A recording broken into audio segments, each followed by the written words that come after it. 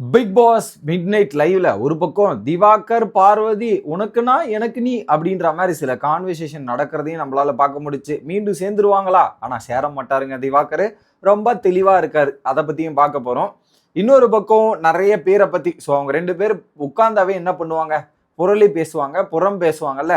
அதுல நிறைய பேரை பத்தி பேசுறாங்க. இன்னொரு பக்கம் திவாகர் பார்வதி எப்படிப்பட்டவங்க தெரியுமா அப்படின்ற மாதிரி அவர் பேசியிருக்காரு. கலையரசன் எஃப்ஜே கிட்ட எல்லாம் சொல்லியிருப்பார். இங்க வந்து அது வேற மாதிரி பண்றார். ஸோ இதுல என்னெல்லாம் நடக்குது, என்னெல்லாம் டிஸ்கஷன் ஆச்சுன்றத டீட்டெயிலா பார்த்துடலாம்.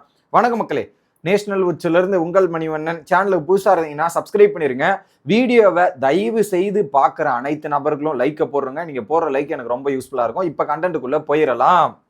ஸோ ஒரு பக்கம் பிரவீன் வந்து கொஞ்சம் ரெண்டு சைடும் இருக்கிற மாதிரி இருக்கான் அப்படின்ற மாதிரி கமருதீனும் பார்வதியும் டிஸ்கஸ் பண்ணிருக்காங்க. ஏன்னா இவர் வந்து ரெண்டு சைடு இருக்கு இல்லையா, எந்த சைடு காத்தடிக்குதோ அந்த காத்துக்கு ஏற்ற மாதிரி சாஞ்சு போயிடுவான். அதுக்கேற்ற மாதிரி தான் அவன் இருக்கான். இப்ப கனிகேங் பக்கம் சாஞ்சு போறான்ற மாதிரி தான் நான் பாக்குறேன் அப்படின்றதையும் சொல்றாங்க. ஒரு நியாயம் படி அவன் நடக்கணும், அந்த நியாயத்தின் படி அவன் நடக்க மாட்டான், ஒரு விஷயத்தை கேட்க மாட்டேங்கிறான் அப்படின்ற மாதிரி சொல்லிடுறாங்க. ஏன்னா இன்னைக்கு ஒரு இஷ்யூ நடந்ததுல பிரவீன் வந்து பார்வதிக்கு சப்போர்ட்டா பண்ணல, அந்த ஒரு விஷயத்த பேஸ் பண்ணி இது நடந்துட்டு இருக்காருன்றது நம்மளால பார்க்கணும் அப்படின்றதையும் சொல்லிடுறாரு. பட் நம்ம என்னதான் ஆனாலும் ஒரு குரூப்பே திரண்டு வந்தாலும் நம்ம நியாயத்தை தட்டி கேட்கணும்டா, அதுதான்டா நம்மளோட இலக்கா இருக்கணும் அப்படின்ற மாதிரி இவங்க ரெண்டு பேரும் பேசிட்டு இருக்காங்க. ஓகே, அடுத்ததாக பார்வதி என்ன சொல்றாங்கன்னா, என்னோட முழு டேலண்ட்ஸை ஷோ பண்றதுக்கு நான் இங்க வந்திருக்கேன், அதுக்கான டைம் வரும், கரெக்டா மொத்தத்தையும் ஷோ கேஸ் பண்ணி இங்க வந்து பாத்துக்கலாம், அதுக்கேற்ற மாதிரி இது பண்ணிக்கலாம் அப்படின்றதையும் சொல்லிட்டேன். அதை தாண்டி மக்களுக்கு என்னோட நடவடிக்கையை முழுசா காட்டணும் அப்படின்ற மாதிரி பார்வதியோட நிலவு. இன்னொரு பக்கம் இவர் வாய்ஸ் எல்லாம் சைலன்ஸ் பண்ற ஒரு மோட்ல இருக்காரு கமருதீன்றது தெளிவா இருக்கு அப்படின்றது தான். அதை தாண்டி ஒரு பாயிண்ட்ல மக்கள் என்ன எலிமினேட் பண்ணிட்டாங்க, இதெல்லாம் பண்ணிட்டாங்கன்னா, மக்கள் கேள்வி கேட்டாங்க, இதெல்லாம் பண்ணிட்டாங்கன்னா அது நான் தான் அப்படின்றது அக்செப்ட் பண்ணிக்கணும். என்னது சண்டைக்காரி சொல்லிட்டா இருக்கட்டும், எது வேணாலும் என் மக்கள் என்ன சொல்லிட்டோம், நான் அக்செப்ட் பண்ணி ஏத்துக்கிறதுக்கு ரெடியா இருக்கேன்ற மாதிரி பார்வதி ஒரு உறுதியா இருக்காங்க, வேற மாதிரி. ஓகே, இன்னொரு பக்கம் அந்த இவர் தள்ளிப்போன்னு சொன்னார் இல்லையா பிரவீன், அது வந்து த்ரெட்டன் பண்ற மாதிரி இருக்கு, அதெல்லாம் ரொம்ப ரொம்ப தப்பு தானேன்ற மாதிரி பேசுறாங்க. இவங்களா முன்னாடி வந்துட்டு அவனை த்ரெட்டன் பண்ற மாதிரி இருக்குன்றதே எனக்கு தப்பா இருக்கு. ஓகே, இது நடந்து முடிஞ்சோடனே வெளியே பயங்கரமா வைப்ஸ் எல்லாம் நடந்துட்டு இருந்தா. ஐ மீன் வைப்ஸ் மீன்ஸ் பாட்டு பாடி என்ஜாய் பண்ணி ஒரு குதூகலமா கொண்டாடிட்டு இருந்தாங்க. அடுத்ததா பாத்தீங்கன்னா திவாகரும் இவங்களும் ஒண்ணு இருக்காங்க. ஆனா உனக்கு ஏதாவது கோச்சுக்கிட்டியா, சண்டை போட்டாலும் உனக்கு நீ எனக்கு நான் அப்படின்ற மாதிரி டிஸ்கஷனு. ஸோ அப்படி டிஸ்கஸ் பண்ணிட்டு இருக்கும்போது வைல்ட் கார்டு வேற அடுத்த வாரம் வரப்போறாங்கன்னா என்னென்ன பண்ண போறோம் போது சொல்றாரு, 4வது வீக் தாண்டிச்சு பாரு, இதுக்கப்புறம் கேம் வந்து செம டஃபா இருக்கும், செம ரிஸ்கா இருக்கும், அதுக்கேற்ற மாதிரி பார்த்து பயங்கரமா பிளே பண்ணணும் அப்படின்ற மாதிரி சொல்லிட்டு இருக்காரு. உடனே பார்வதி கேட்குறாங்க, ஆனா நான் உன்னை ஏதாவது ஹர்ட் பண்ணிட்டேனா, ஏதாவது ஃபீல் பண்ணிட்டேனா அப்படின்ற மாதிரி சொல்றாரு. இல்ல அப்பெல்லாம் ஒன்றும் இல்லை, ஸோ நல்லா பிளே பண்ணு, ஒன்றும் பிரச்சனை இல்லை, நல்லா பிளே பண்ணிட்டு இருந்த லாஸ்ட் 2 வீக்ஸா, ஆனால் கொஞ்சம் இந்த 2 வீக்ஸா வந்து நீ கொஞ்சம் தடம் மாறுற மாதிரி இருக்குன்ற மாதிரி சொல்லிட்டு இருக்காரு. அது அப்படி இல்லைன்னா வீட்டோட வைப்பு மாறிக்கிட்டே இருக்கும்போது இதெல்லாம் சில விஷயங்கள் அப்படிதான் நடக்கும், இதெல்லாம் இது பண்ணும் அப்படின்ற மாதிரி சொல்லிடுறாங்க. இப்ப பாரு உன் ஹவுஸ், உடனே அவர் சொல்றாரு, இப்ப என்ன ஹவுஸ்ல எதிர்க்கவே இல்லை, இந்த மாதிரிலாம் நடந்திருக்கு, அந்த அளவுக்கு மாறி இருக்கு இல்ல அப்படின்ற மாதிரி சொன்னோடனே, நான் பாத்துக்கிறேன், நான் என்ன பண்றேன் ஏது பண்றேன்னு நான் பார்த்து விளையாடுறேன், இதெல்லாம் ஓகே பிரச்சனை இல்லை அப்படின்ற மாதிரி சொல்லிட்டு வினோத்தை பத்தி பேச ஆரம்பிச்சிடுறாங்க. ஸோ ஒரு பக்கம் இவருக்கு வினோத்தை பிடிக்காது. இன்னைக்கு பார்வதி வந்து வினோத் வந்து ஏமா உருவாக்குறன்ற ஒரு டைலாக் சொன்னதுக்கு அப்புறம் கமருதீன் கிட்ட போய் அவ்வளோ வார்த்தைகள் அவ்வளோ விஷயங்கள் வினோத்தை பத்தி பேசிட்டு இருந்தாங்க.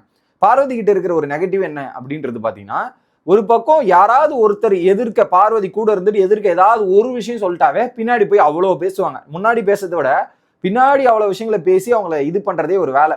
அதை சொன்னவொடனே ஒரு பக்கம் குதூகலமா இருந்திருக்கும் திவாகருக்கு, ஏன்னா வினோத் மேல அவர் காண்டா இருக்காருல்ல, இதெல்லாம் இருக்கு. அப்ப பார்வதி சொல்றாங்க, வினோத் மேல செம்ம காண்டில் இருக்கு, இதெல்லாம் இருக்குன்னு சொல்லிட்டு இந்த கேமோட ஷோ எப்படி போயிட்டு இருக்குன்றத சொல்றாரு பார்வதி. ஸோ டைனமிக்ஸ் வந்து மேலே கீழேன்ற மாதிரி போவோம். ஸோ அதெல்லாம் தாண்டி என்ன ஸ்ட்ரகிள் வந்தாலும் நம்ம தாண்டி நிற்கிறோமா, அதுதான் நமக்கு முக்கியம், அதுக்கேற்ற மாதிரி இருக்கணும் அப்படின்ற மாதிரி சொல்லிட்டு நான் ஒரு ஹெல்த்தி பவுண்டரிஸ் வச்சிருக்கேன், அந்த பவுண்டரிஸ்குள்ள தான் நான் நடந்துட்டு இருக்கேன் அப்படின்ற மாதிரி சொல்றாங்க. அதான் ஹெல்த்தியா இரு, உன் நேமை டேமேஜ் பண்ற மாதிரி கேம் விளையாடாது. ஸோ நேம் டேமேஜ் பண்ற மாதிரி கேம் விளையாடினீங்கன்னா அது உனக்கு நல்லா இருக்காது, பார்த்து புரிஞ்சுக்கோன்ற மாதிரி ஒரு வேலிடான ஒரு ரீசனை தான் கொடுத்தாரு. அதை இவங்க புரிஞ்சுக்கிறாங்களா இல்லையா அப்படின்றத போக போக தான் தெரியும் மக்களே. அதை தாண்டி இன்னொரு பக்கம் போற போக்குல வந்து நான் கமருதீன் கூட நம்ப மாட்டேன், எப்பயாவது ஒரு நாள் அவன் கூட முதுல குத்தாதான் குத்திடுவான், வினோத்தும் குதுல குத்துவாங்கன்ற மாதிரி தான் நான் பார்த்துட்டு இருக்கேன் அப்படின்ற மாதிரி சொல்லிட்டு இருக்காங்க. என்னம்மா உனக்காக சப்போர்ட்டா வந்த பேசணவங்க கூட இப்படி குத்துவாங்கன்னு சொல்லிட்டே பாரு அப்படின்ற மாதிரி தான்.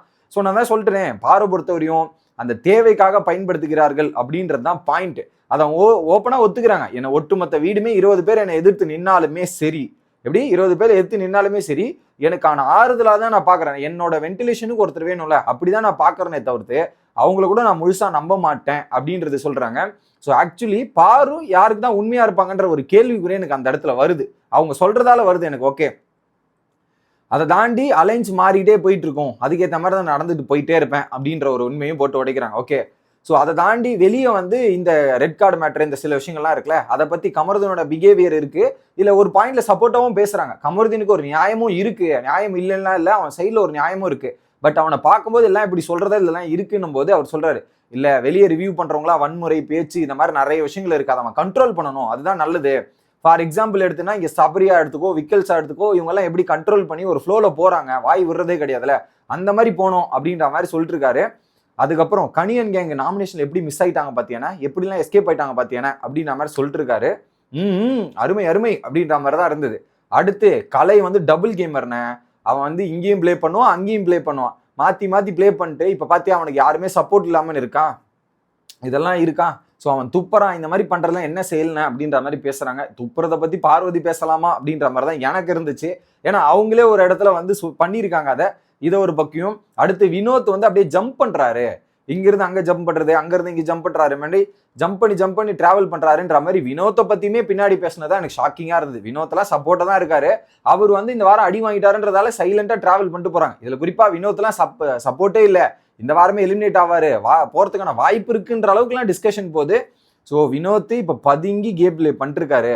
இதுல உடனே திவாகர் அவர் எவ்வளவு கிண்டல் பண்றாரு தெரியுமா, எவ்வளவு வார்த்தை விடுறாரு தெரியுமா அப்படின்ற மாதிரி சொன்னோன்னே, இந்த வீட்டை பொறுத்தவரையும் எல்லாருமே ஈக்குவலா ட்ரீட் பண்ணும், அவங்க கூட என் முதுகுல குத்துவாங்க, இதெல்லாம் டிஸ்கஸ் ஆயிட்டு இந்த ஷோவை பொறுத்தவரை ஒரு ரிஸ்கான ஷோ தானே, இந்த ஷோவில் ரிஸ்க் எடுக்கணும், ரிஸ்க் எடுக்காமலாம் இருக்க முடியாது அப்படின்றத பார்த்துக்கணும் அப்படின்றத சொல்லிட்டு திரும்ப பிரவீன்ராஜோட டாபிக் அங்கே திவாகர் கிட்ட ஓப்பன் பண்றாங்க. அப்போ ஓப்பன் பண்ணோன்னே பிசிக்கல் டாஸ்க்னும் போது எனக்கு தெரியும் அவன் தான் வின் பண்ணுவான்ட்டு, ஏன்னா அவன் ரொம்ப ஸ்ட்ராங்கு வேற மாதிரி. அதுலயும் குறிப்பா உடனே பார்வதி அவன் இன்னைக்கும் ஃபேவரிசம் பண்ணானே, இது பண்ணலனே அப்படின்ற ஒரு கம்ப்ளைண்ட்டை ரைஸ் பண்ணிட்டாங்க. அடுத்து கமருதீனும் வந்து இங்க உட்காந்துட்டார். உட்காந்து திவாகர் பக்கத்துல 3 பேர் உட்காந்து பேசும்போது, இந்த ஷோ வந்து 20 பேருமே டிஃப்ரெண்டான சிந்தனைகள், டிஃப்ரெண்டான பர்சன்ஸ் இருக்கு, ஒவ்வொருத்தரும் டிஃப்ரெண்ட் கேம்ஸ் விளையாடிட்டு இருக்காங்க, அது வேற மாதிரி இருக்கும்ன்ற மாதிரி ஒன்று சொன்னாங்க பார்வதி. என்ன கேமு, இந்த சீசன் தான் நாரி போயிடுச்சு அப்படின்றது ஹோஸ்டே வந்து கழுவி ஊத்துறாரு, அது அவ்வளவு குப்பைகள் உங்களுக்குள்ள இருக்கு, அதை அகற்றுனா 2 வாரம் தேவைப்படுது அப்படின்ற மாதிரி சொல்லியிருக்காரு. இதுல வேற ஒரு நல்ல சிச்சன்ன்ற மாதிரி பில்டப் கொடுத்தீங்க பாருங்க, அங்க இருக்கீங்களா பார்வதி அப்படின்ற மாதிரி தான் இருக்கு. அதை தாண்டி எல்லாருக்கும் தனித்தனியா இறங்கி விளையாடுவோம், தனித்தனியா இருப்போம் அப்படின்ற மாதிரி டிஸ்கஸ் பண்றாங்க. ஆனா திவாகர் பேசுனதுல 100% செம்மன் சென்சிபிளாவும் பக்காவா பேசுறாரு. வார்த்தை விட்டுறதா இருக்கட்டும், கண்ட்ரோல் இருக்கட்டும், ஆனா நம்ம கண்ட்ரோலே மீறி பல விஷயங்கள் பண்ண ட்ரை பண்றானுங்க. எஃப்ஜேவெல்லாம் புகுந்து பாராட்டினார். எஃப்ஜே வந்து எந்த விஷயத்தை எப்படி அணுகணும்னு அணுகுறான், அவனுக்கும் திட்டு விழுந்தாலுமே அவன் அந்த வார்த்தை விட மாட்டான், அந்த கண்ட்ரோலை வச்சுட்டு போயிடறான். கமருதனுக்கும் எஃப்ஜேக்கும் இருக்கிற டிஃபரன்ஸே அதுதான். இவன் டப்பு அடிச்சுட்டு போறான், அவன் டப்புன்னு கம்மி பண்ணிட்டு போறான் அப்படின்ற மாதிரி அங்க டிஸ்கஷனும் இருக்கட்டும். இதெல்லாம் பேசி அழகா முடிச்சிருந்தாங்க.